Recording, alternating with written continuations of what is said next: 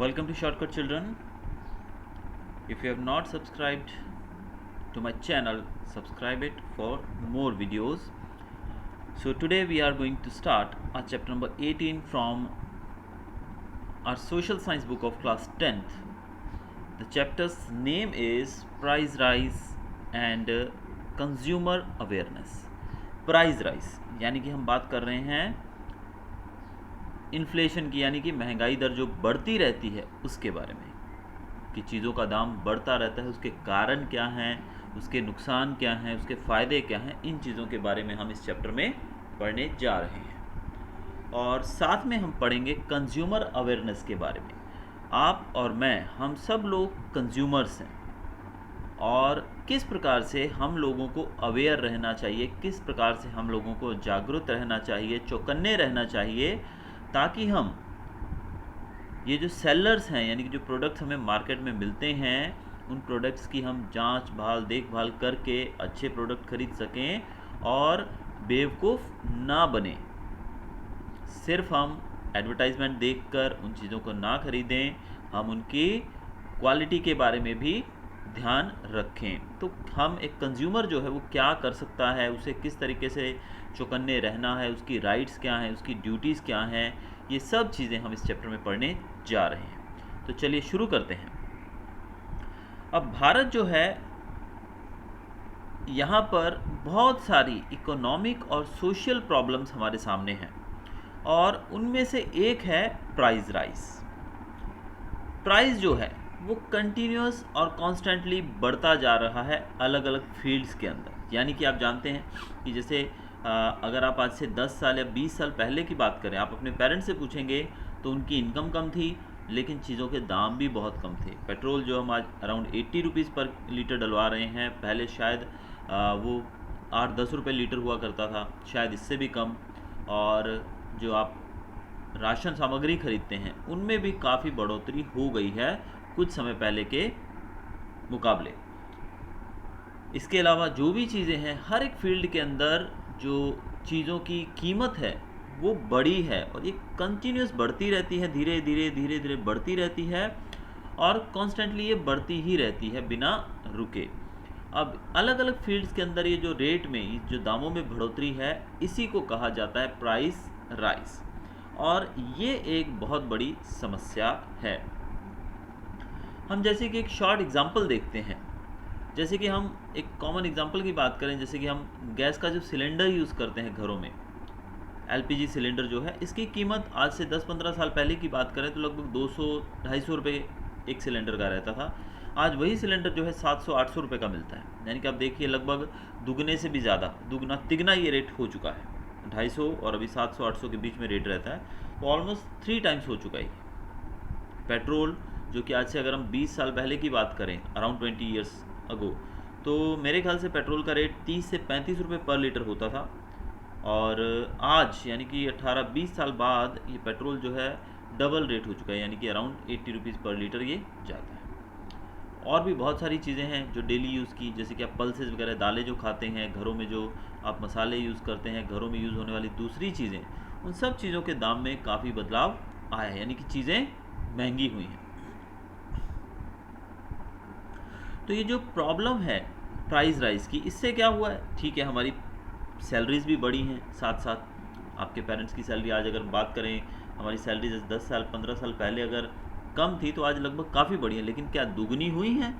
नहीं, दुगनी नहीं हुई हैं। तो जब चीज़ों के दाम में दुगने से तिगने का फ़र्क आ गया, जैसे कि मैंने एलपीजी सिलेंडर की बात की, दुगने से तिगने का मतलब रेट में बढ़ोतरी हो चुकी है, ऐसे में क्या हमारी जो इनकम है क्या वो डबल से ट्रिपल हुई है? जी बिल्कुल नहीं, ये ट्रिपल या मैं तो कहूँगा डबल भी नहीं हुई है। तो ऐसे में हमारे सामने इन सब चीज़ों को यूज़ करना, उसका मतलब लाभ उठाना, ये बहुत ही मुश्किल हो जाता है एक आम वर्ग के लोगों के लिए, एक कॉमन मैन के लिए। तो प्रॉब्लम है ये बहुत बड़ी हमारे सामने, प्राइस राइज। लेकिन प्राइस राइज जो है ये एक समस्या के साथ साथ एक इकोनॉमी, अर्थव्यवस्था के लिए बहुत ही ज़रूरी चीज़ भी है।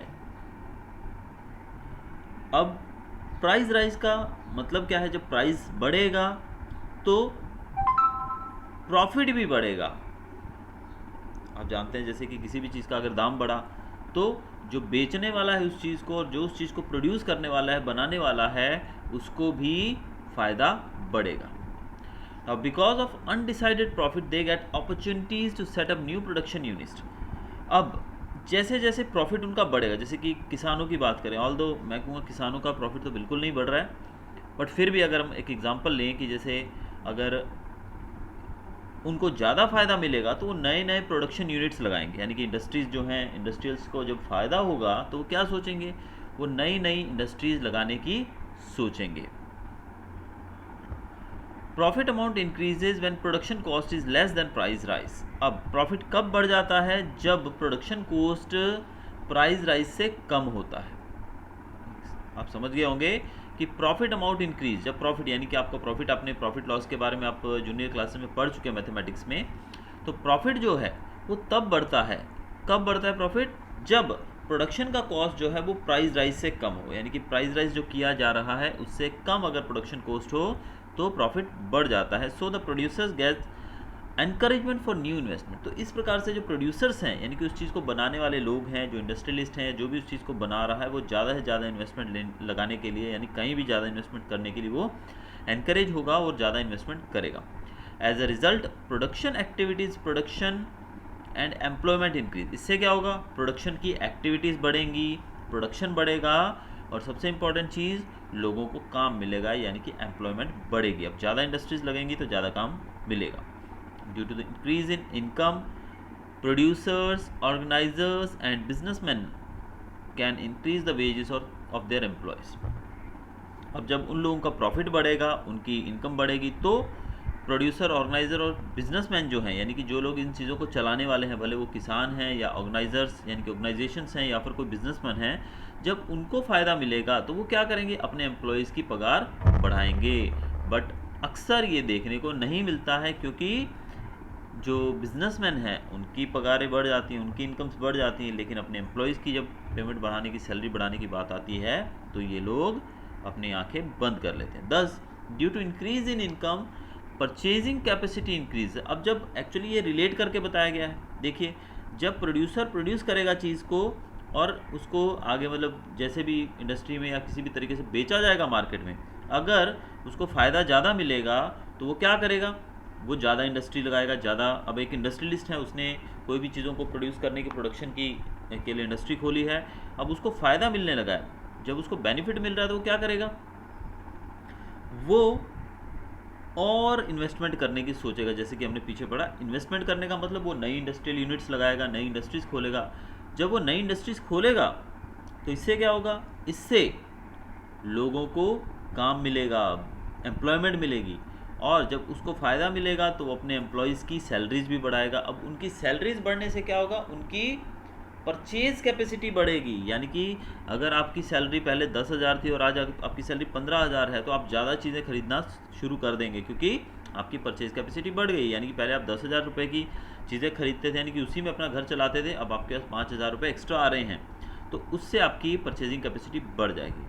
सो money spent on usages of commodities increase, resulting into rise in the living standard and speed of economic development. अब जब आपके पास ज़्यादा पैसा आएगा तो आप ज़्यादा चीज़ें खरीदेंगे। पहले अगर आप घर में, आपके पास एक बाइक थी और अब आप 15,000 के हिसाब से आप एक कार खरीदना चाहते हैं तो आप एक कार खरीद सकते हैं। अगर आप एक घर खरीदना चाहते हैं वो भी खरीद सकते हैं, यानी कि आपके पास लगभग आपकी 50% इनकम एक्स्ट्रा आ रही है, यानी कि 10 की जगह 15,000 आ रही है। तो अगर आप 5,000 6,000 की इंस्टॉलमेंट भर के घर खरीदना चाहें, कार खरीदना चाहें, अपना फिर लिविंग स्टैंडर्ड सुधारना चाहें, तो उसमें आप खर्चा करेंगे। तो ये जो है, ये पैसा जो एक्स्ट्रा आपको मिल रहा है, ये आपको फ़ायदा देगा किस प्रकार से, आपके लिविंग स्टैंडर्ड को इंक्रीज़ करने में, राइज़ करने में, और इसी प्रकार इकोनॉमिक डेवलपमेंट की स्पीड भी बढ़ेगी। इकोनॉमिक डेवलपमेंट हम किसको कहते हैं, कि सब लोग सुखी हों, सब लोगों के पास इनफ मनी हो, इनफ खाना हो, सब कुछ हो।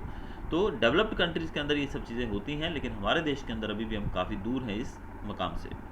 So it can be said that stable price rise is pre requisite for economic development. तो हम कह सकते हैं कि जो प्राइस राइज जो है वो इकोनॉमिक डेवलपमेंट के लिए बहुत ही ज़रूरी है, एक प्री कंडीशन है प्राइस राइज के लिए, इकोनॉमिक डेवलपमेंट के लिए। हाँ बेटे, so this way we can say that stable price, अब यहाँ पर एक वर्ड यूज किया गया stable price rise, that is very important for economic development. अब स्टेबल का मतलब क्या हुआ, अब अननेसेसरी, देखिए 40 रुपये चीज़ थी और उसका सीधा 60 रुपये हो जाएगा, तो लगभग 1.5 गुना बढ़ोतरी उसमें हो गई है, तो इस तरीके से नहीं चलेगा। स्टेबल यानी कि निरंतर होना चाहिए, कंटिन्यूस होना चाहिए, लेकिन एक पर्टिकुलर स्टेबिलिटी के साथ होना, थोड़ा थोड़ा थोड़ा थोड़ा, ऐसा नहीं है कि चीज़ का दाम इतना बढ़ जाए कि हमारी इनकम कम रह जाए और हम उस चीज़ को खरीद ना पाएँ। तो इस तरीके से हमने देखा कि प्राइस राइज जो है वो एक इम्पॉर्टेंट पार्ट है इकोनॉमिक डेवलपमेंट का। When there is noticeable increase in price level of commodities or services invariably and continuously at high rates, then the production of instantaneous commodities and services do not increase, but the supply of money increases speedily. Thus, excessive amount of money is used on comparatively less commodities. This kind of price rise condition is called inflationary situation. अब हम बात कर रहे हैं inflation की। Inflation मतलब महंगाई की। अब कभी कभी क्या होता है कि कुछ पर्टिकुलर कमोडिटीज़ या सर्विसेज जो हैं, कुछ चीज़ों की बात, सबके अगर सब में इक्वली बराबर मात्रा में अगर हो थोड़ा थोड़ा थोड़ा थोड़ा, तो हम कह सकते हैं कि it is a stable price. लेकिन कुछ पर्टिकुलर चीज़ों के अंदर, कुछ पर्टिकुलर सर्विसेज के अंदर इनवेरेबली, यानी कि एक सीमित मात्रा में न होकर किसी में बहुत ज़्यादा हो गया, किसी में थोड़ा हो गया, किसी में फिर ज़्यादा हो गया, हाई रेट्स यानी कि, तो ऐसे में इन चीज़ों की डिमांड मार्केट के अंदर कम हो जाए, यानी कि वो लोग जो हैं उनके ऊपर जो पैसा खर्च कर रहे हैं वो कम चीज़ों के ऊपर ही ज़्यादा पैसा खर्च कर रहे हैं, यानी कि वो चीज़ें जो हैं वो कम मात्रा में खरीदेंगे, लेकिन खरीदनी तो पड़ेंगी ही, इसलिए उन चीज़ों की जो डिमांड है वो नहीं रहेगी ज़्यादा, वो उतनी ही रहेगी जो पहले थी, और हो सकता है उसका यूज़ लोग कम भी कर दें। तो इस तरीके से वो सर्विसेज या वो कमोडिटीज़ जो हैं उनकी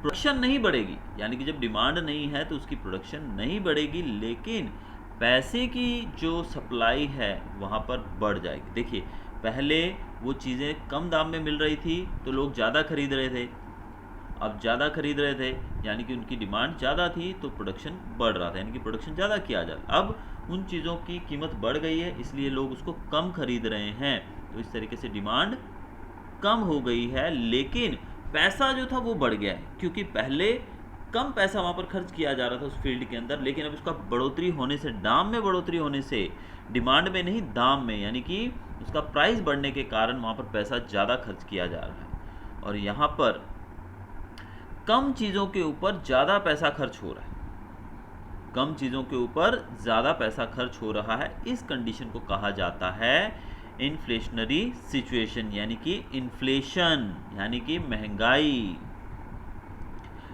तो अगर हम एक उदाहरण, एक एग्जांपल लेके अगर बात करें थोड़ा सा इस कंडीशन को समझने की, कि जैसे आप जानते हैं कि अगर आज जैसे पेट्रोल 80 रुपीज़ पर लीटर है और हमारे घरों के अंदर एक एवरेज कॉमन मैन जो है उसका अगर पेट्रोल महीने में 10 लीटर पेट्रोल उसका जलता है, कहीं छोटी एक कॉमन एग्जांपल हम लोग ले रहे हैं, तो एक महीने के अंदर 10 लीटर पेट्रोल का उसकी जेब से 800 रुपया जा रहा है, लेकिन वही चीज़ जो है उसी का रेट अभी 100 रुपये हो जाएगा, तो उसका 800 की जगह 1000 रुपया हो जाएगा, यानी कि अब उसने पेट्रोल तो 10 लीटर लिया, क्योंकि उसको जितनी ज़रूरत है उतना तो लेना ही पड़ेगा, शायद हो सकता है वो एक आधा लीटर कम कर दे यूज़ करना उसको, लेकिन इस तरीके से जो मार्केट के अंदर पैसा जो था वो पहले 800 रुपया खर्च कर रहा था, अभी उसी चीज़ का उसको 1000 रुपया देना पड़ रहा है। हम यहाँ पर एक कॉमन आदमी की बात कर रहे हैं, तो जब हम करोड़ों लोगों की, 135 करोड़ लोगों की बात करेंगे तो आप समझ सकते हैं कि कितना ज़्यादा इस फील्ड में इन्वेस्टमेंट, लोगों का मतलब पैसा जो है वो इस फील्ड में बढ़ जाएगा, उसका यूज़ बढ़ जाएगा। क्योंकि अगर एक व्यक्ति हर रोज़ 1 लीटर पेट्रोल पे 10 रुपये भी छोड़ता है, तो आप समझ सकते हैं कि अगर भारत में 50 करोड़ लोग भी गाड़ियां चला रहे हैं, 2 व्हीलर या 4 व्हीलर, तो 50 करोड़ के हिसाब से 10 रुपये के हिसाब से भी कितना ज़्यादा पैसा वहाँ पर वेस्ट होगा। इस सिचुएशन को कहा जाता है इन्फ्लेशनरी सिचुएशन। और ये जो एग्जांपल मैंने दिया ये पर्टिकुलर एक चीज़ का दिया, लेकिन अगर हम सब चीज़ों की बात करें, नॉट ओनली पेट्रोल या फिर बाकी खाने पीने की चीज़ें हैं, सब चीज़ों को अगर हम लें, तब आप देख सकते हैं कि कितना ज़्यादा फ़र्क आएगा। एक चीज़ में ज़्यादा डिफरेंस आपको नहीं दिख रहा होगा, लेकिन जब हर एक चीज़ का दाम बढ़ जाएगा तो ऑब्वियसली आपकी जो कमाई है वो इसको खरीदने के लिए कम पड़ने लगेगी, और इस सिचुएशन को हम इन्फ्लेशन कहते हैं। High disturbance in prices, expenditure, income and calculation of price of production equipment and their allocation generates serious disparity in income by creating chaos in money supply. In such condition, price rise acts as a hindrance in development of economy.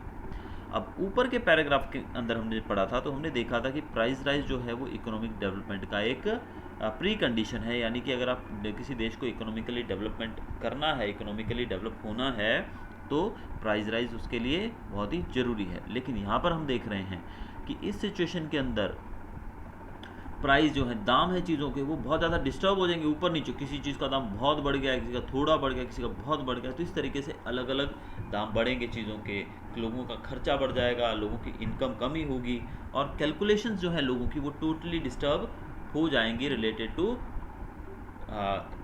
क्या बोलते हैं, expenditure. हारा जो क्या होगा था बेटा, मस्त बेटा। इस तरीके से जो इनकम की डिस्पैरिटी है, यानी कि जो एक इक्वालिटी होनी चाहिए, वो इक्वालिटी डिस्टर्ब हो जाती है। इससे मनी सप्लाई जो है उसमें कैओस, यानी कि एक हड़कंप सा मच जाता है, यानी कि पैसा कितना जा रहा है, कहाँ जा रहा है, कुछ भी हमारे हाथ में नहीं रहता है। जैसे कि यहाँ पर बताया गया constant and continuous price rise होना चाहिए, यानी कि स्टेबल राइज होना चाहिए, लेकिन यहाँ पर अनस्टेबिलिटी आ जाएगी। इससे क्या होगा, पैसा प्रोडक्शन बढ़ेगा नहीं, पैसा ज़्यादा वेस्ट हो रहा है वहाँ पे। तो इस तरह से मतलब कुछ जो चीज़ें हैं, कुछ जो कमोडिटीज़ है वहाँ पे ज़्यादा इनकम मिलने लगेगी लोगों को, कुछ कमोडिटीज़ हैं, कुछ सर्विसेज जहाँ पर इनकम उनको कम होगी। अब जहाँ पर ज़्यादा इनकम होगी वो लोग ज़्यादा पैसे वाले हो जाएंगे, जहाँ पे कम इनकम होगी वो लोग गरीब रह जाएंगे, यानी कि उनका लिविंग स्टैंडर्ड डाउन हो जाएगा। तो इस तरीके से एक डिस्पैरिटी क्रिएट हो जाएगी। तो ये जो कंडीशन है, इस कंडीशन के अंदर जो प्राइस राइज है एक हिंड्रेंस की तरह काम करता है इकोनॉमी की डेवलपमेंट में। हिंड्रेंस का अर्थ होता है रुकावट, एक रुकावट की तरह काम करता है इकोनॉमिकल डेवलपमेंट के अंदर। तो प्राइस राइज जो है, इसके दो पहलू हमने पढ़े, एक था कि कैसे ये इकोनॉमिक डेवलपमेंट के लिए प्री कंडीशन है, और दूसरा हमने यहाँ पर देखा कि किस प्रकार से प्राइस राइज जो है वो इकोनॉमिक डेवलपमेंट के अंदर एक हिंड्रेंस है। Price rise is not always inflationary. Many times, in spite of decrease in inflation rates in economy, prices of basic commodities or services used by common people increases, while the prices in other sectors show stable or decreasing behavior.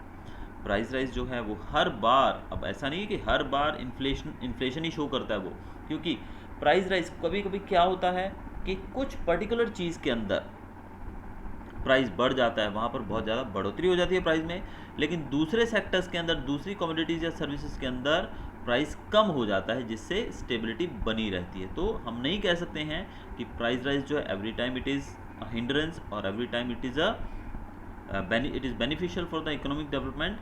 Sometimes it remains normal, that means neutral also.